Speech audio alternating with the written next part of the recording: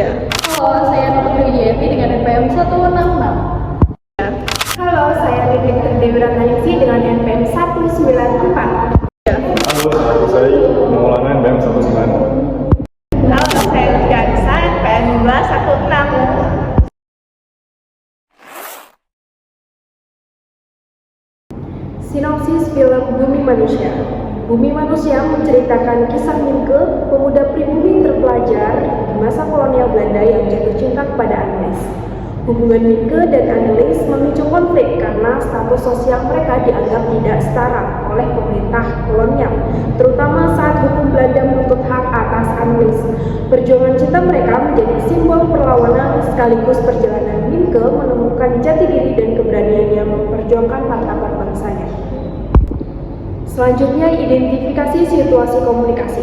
Konflik ini diawali dengan adanya pengadilan hak asuh Annelies yang dimulai pada menit 149 di mana hak asuh dinyatakan tidak sah.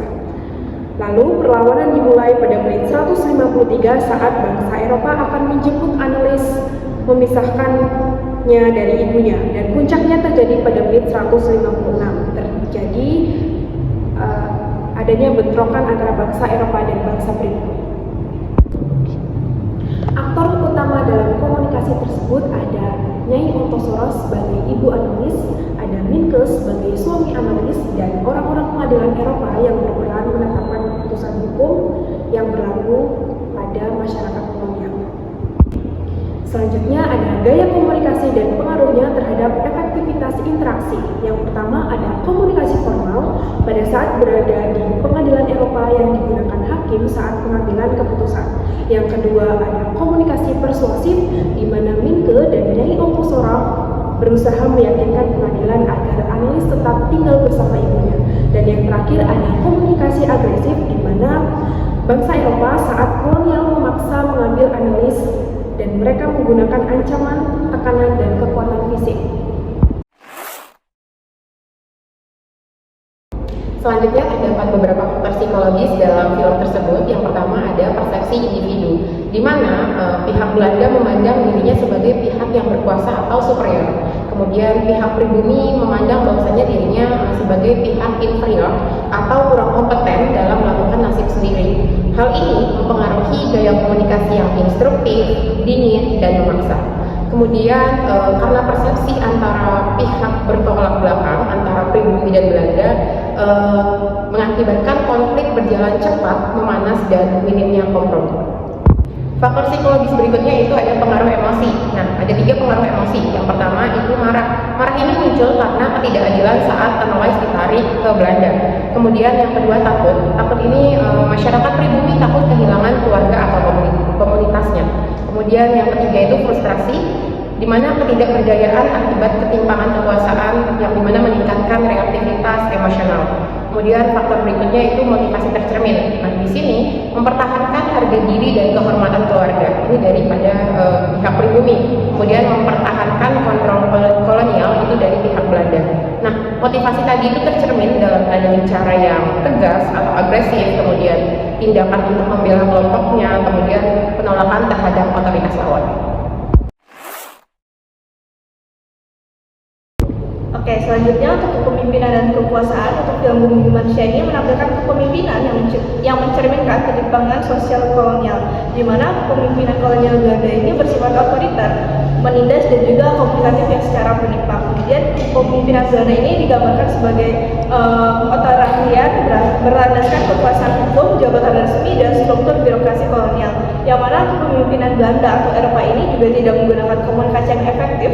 Kepemimpinan kolonial Belanda tidak mempengaruhi tim melalui komunikasi efektif, melainkan melalui jabatan, hukum, dan ancaman saksi. Untuk kekuasaan ini juga terkonsentrasi pada satu pihak, bersifat instruktif, bawahannya sebagai penerima pesan, tidak menerima pesan balik, yang mana seorang pihak berkuasa dianggap pisah, argumen pihak lemah mudah diabaikan, kebenaran ditentukan oleh posisi kekuasaan dan juga bukan berdasarkan logika.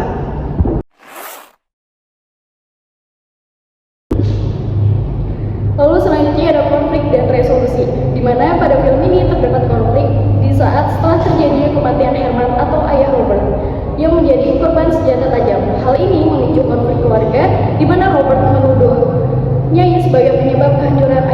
Lalu Robert juga meledakkan emosinya kepada Monica dengan kemarahan, rasisme, dan kebencian.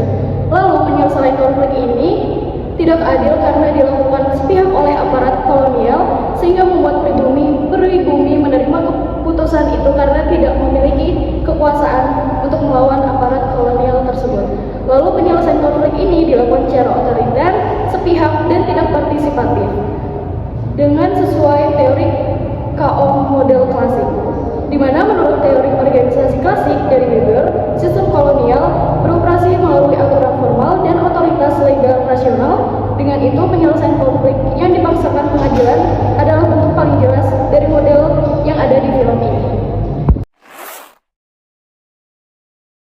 Selanjutnya ada budaya dan konteks.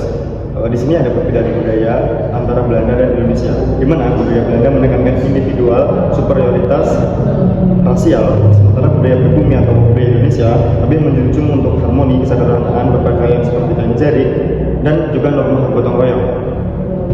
Dan kemudian Nyai Ontosoro yang mewakili dari kelompok pribumi membangun komunikasi yang mandiri dan strategis, di mana menggunakan kecerdasan Jawa untuk negosiasi dengan kawan Belanda, sementara keluarga Malema menunjukkan dinamika internal Indo yang penuh dengan konflik ras dan gender, sehingga komunikasi keluarga menjadi alat untuk perebutan status sosial. Kemudian ada konteks. Organisasi atau kelompok sosial itu membangun budaya komunikasi melalui hierarki kolonial yang ketat, di mana kelompok Eropa lebih mendominasi dengan bahasa kasar dan superior, seperti memanggil bumi dengan kata-kata monyet atau menegaskan kekuasaan mereka. Kemudian ada refleksi teori. Jadi teori yang paling relevan untuk menjelaskan adegan pembentukan budaya komunikasi ini adalah teori budaya organisasi, di mana teori ini memandang organisasi atau kelompok itu sebagai budaya yang unik, di mana komunikasi bukan hanya sekedar alat, melainkan proses untuk menciptakan dan mempertahankan makna bersama melalui simbol, ritual, dan interaksi sehari-hari.